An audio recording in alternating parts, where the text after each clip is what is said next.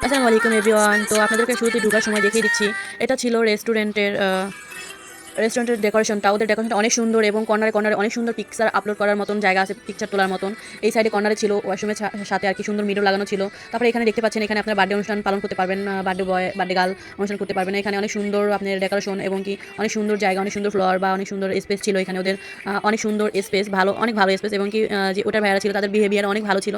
তো ওই দিন ছিল আমাদের ভার্সিটির একটা ভাইয়া, ওনার আর কি বার্থডে। তো দেখতেই পাচ্ছেন এই সাইডে একটা ইয়ে আর কি। তারপর আমি যে পিকচারগুলো তুলেছিলাম সবার সাথে বা আমি একা একা সিঙ্গেলি, তো কোনগুলো কেমন হয়েছে অবশ্যই কমেন্টে জানাবেন। আমার ব্লগগুলো কেমন ছিল, তো খাবার আইটেম যা যা ছিল সব দেখিয়ে দিলাম। তারপরে এই যে আরেকটা আপু এসে ডান্স শুরু করে দিল আসার সাথে। মানে আমরা এতটা ফ্রেন্ডলি, এতটা ক্লোজ, বাট আমাদের এখানে কিন্তু সব এইজের ভাই আপুরা আছে।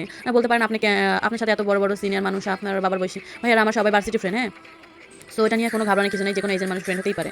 ভার্সিটির বড় ভাই, আমি তাদের বড় ভাইয়ের চোখে দেখি, সম্মানী ব্যক্তি তারা। তো ওই ভাইয়াটা আর কি, এই যে ভাইয়াটা ছিল আর কি বার্থডে, দেখতেই পাচ্ছেন এই ভাইয়ের বার্থডে ছিল। তারপরে আমরা বার্থডে অনুষ্ঠান করলাম এখানে।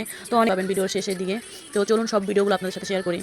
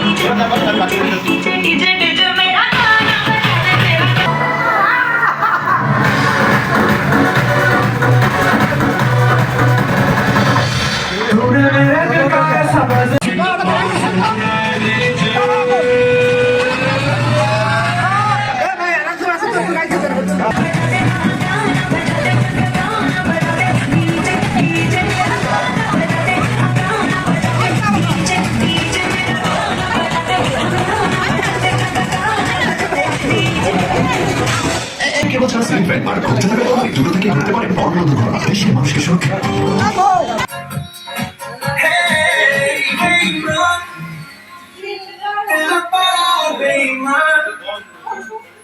होता नहीं आसान जिसे समझाना